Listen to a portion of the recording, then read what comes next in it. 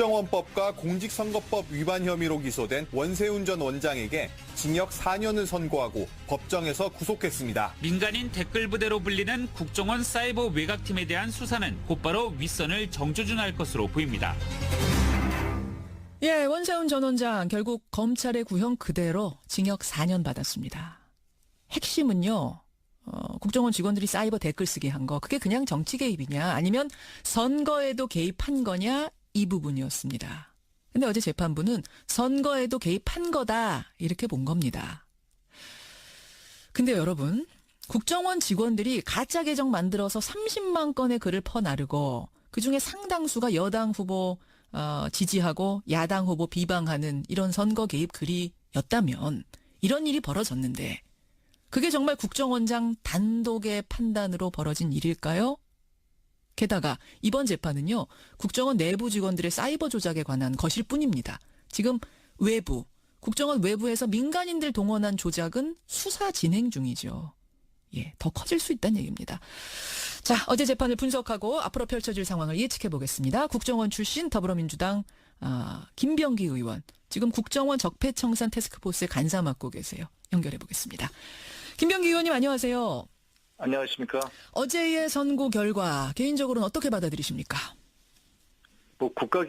국가정보기관장이 장시간에 걸쳐 헌법을 유린하면서 조직적으로 그것도 정치와 선거에 관여한 것이 명백하게 증명된 것이라고 할 수 있죠.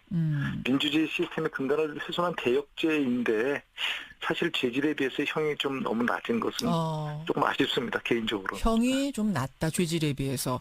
근데 원세훈 전 원장은 줄기차게 어제까지도 이건 정당한 북한 대응 활동이었다. 선거에 개입할 마음은 초도 없었다. 이렇게 주장하고 있는데 이걸 아니라고 본 결정적인 증거는 뭐였던 건가요?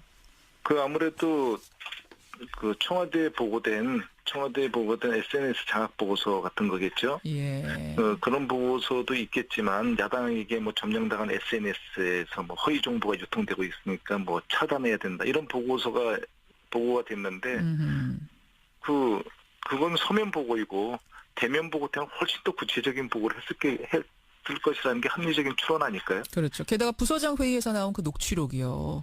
대놓고 공공연하게 그런 얘기를 했을 정도면 얼마나 그게 그런 얘기를 갖다 공공연하게 한 사람이 그건 자랑 삼아 한 거거든요. 민주당이 승리하면 국정원은 사라진다 말한 그 부서장 회의 그렇습니다. 녹취가 결정적인 증거가 됐죠. 결국은 민주당이 그렇습니다. 승리 안 하도록 활동했다는 결정적인 증거로서 선거 개입 증거가 된 겁니다.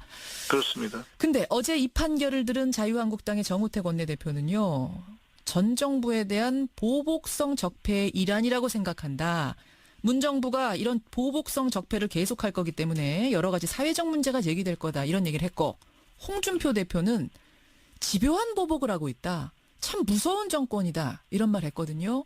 어떻게 보십니까?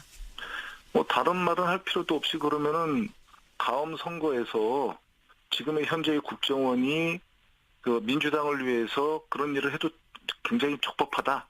이렇게 판단을 하는 것인지 되묻고 싶습니다. 그러면 다음 선거 치러질 때 지금의 국정원이 이런 행동해도 아무 문제 없다는 얘기냐? 그렇습니다. 총선이나 지방선거에서도 다 했었거든요. 일정 부분. 그러면 그런 일을 지금부터 한 4년 정도 했으니까 한 지금부터 조금 이따 시작해가지고 계속해도 된다. 전혀 문제 삼지 않겠다. 저는 그런 얘기로 들리는데요. 정말 그렇게 생각하고 말했을까요? 그런 생각은 안 하는데요. 알겠습니다. 이거 데리고 할 가치가 없다는 말씀이세요.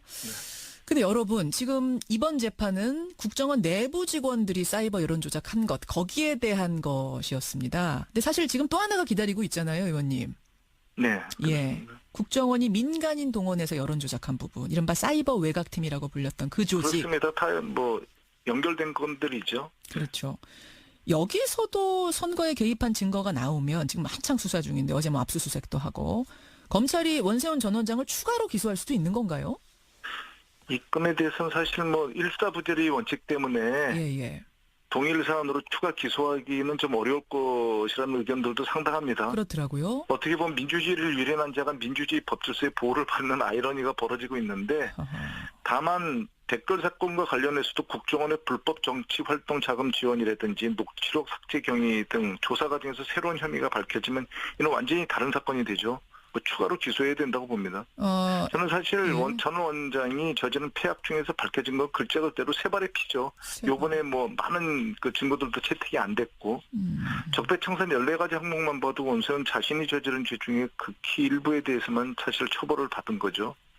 앞으로 모두 받으면 아마 오랫동안 감옥에 있어야 할 것 같은데요.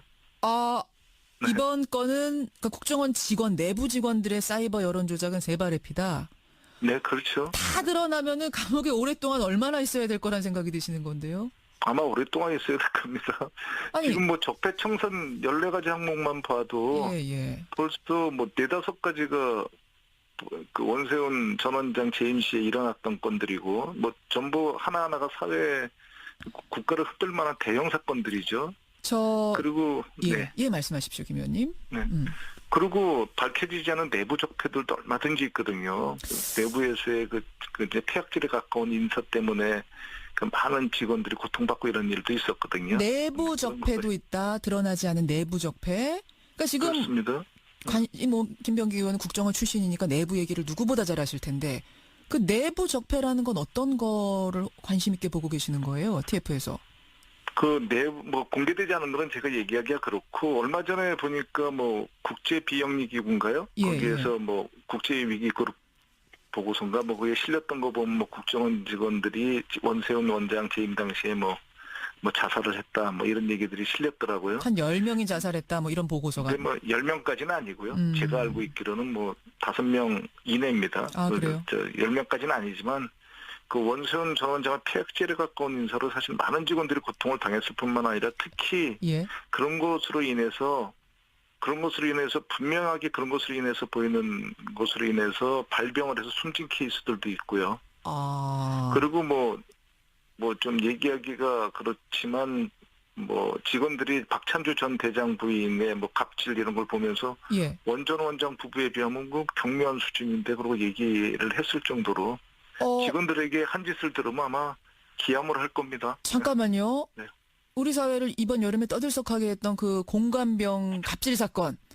네. 그러니까 부인이 이 공관병들에게 갑질을 저지른 사건 떠들썩했는데 원세훈 원장의 부인 혹은 그 부부의 갑질은 그보다 더했다는 소문이 막 내부에서 돌아요? 그럼요. 소문은 아닌데. 소문이 아닙니까? 진짜로? 소문이 있을 수도 있고, 소문이라고 할까요? 소문이라고 할까요? 라는 얘기는 지금 이제 약간 조심스러워서 그렇게 말씀하시는 거지, 진짜로 무슨 일이 있었다고 얘기가 나와요? 예를 들어? 예를 들면은, 공간에 있는, 근무하는 직원들이 아마 그 부부가 쓰는 그 냉장고에서 물을 마셨나 봅니다. 그랬더니 그 냉장고에 뭐 자물쇠를 채우질 않나. 물 마셨다고요? 공간에서 물 마셨다고? 뭐 예를 들어 보수공사는 그 현직 저희 그 직원에게 이번에도 뭐 공사 잘못하면은 남편한테 얘기해서 뭐 인사조치 시키겠다. 뭐 잘라버릴 거야. 뭐 이런 얘기를 했다고 그러질 않나. 뭐 많습니다. 뭐 텃밭 얘기도 있고. 텃밭 뭐요? 다음에 하죠. 탓을 대신 뭐 갈게 했나 보죠? 요원들한테? 뭐 스트레스를 받은 뭐 직원들이 텃밭도 가꾸고 뭐.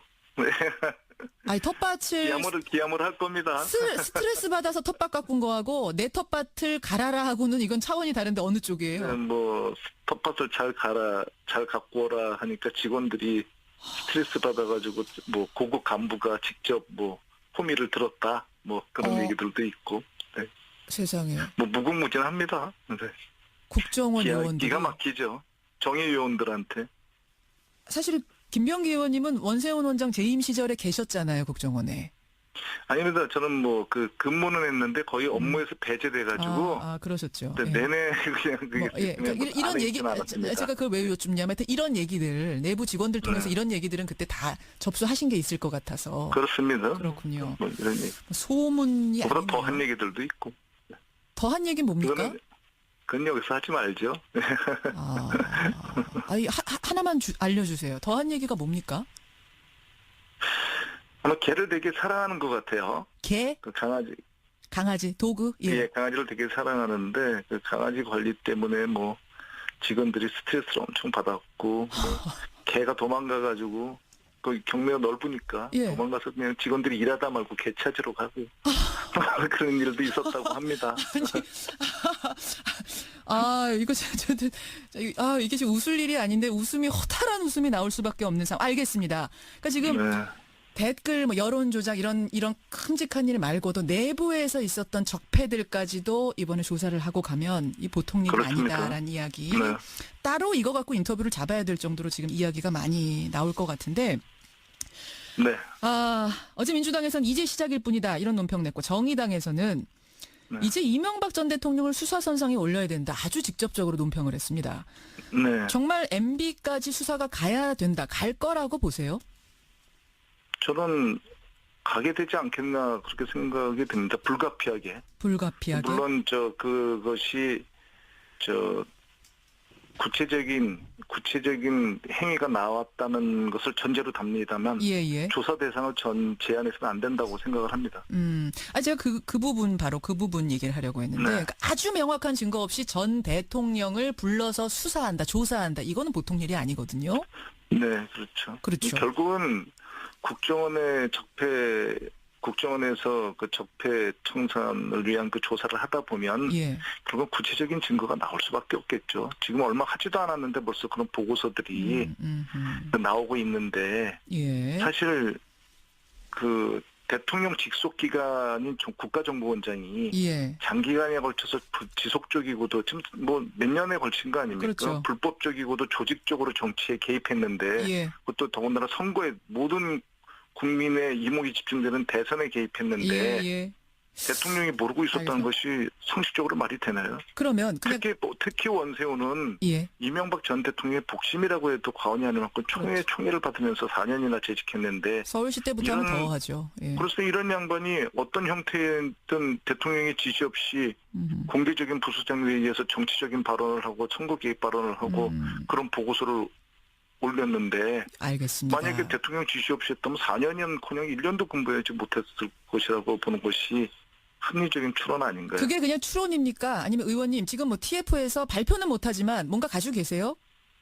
아직 그것까지는 제가 뭐 얘기할 단계는 아닌 것 같습니다. 알겠습니다. 사실 모르고요. 예. 여기까지 말씀 듣도록 하죠. 김병기 의원님 고맙습니다. 네, 안녕히 계십시오. 예, 국정원 적폐청산 테스크포스의 간사 맡고 계세요. 더불어민주당 국정원 출신입니다. 김병기 의원이었습니다.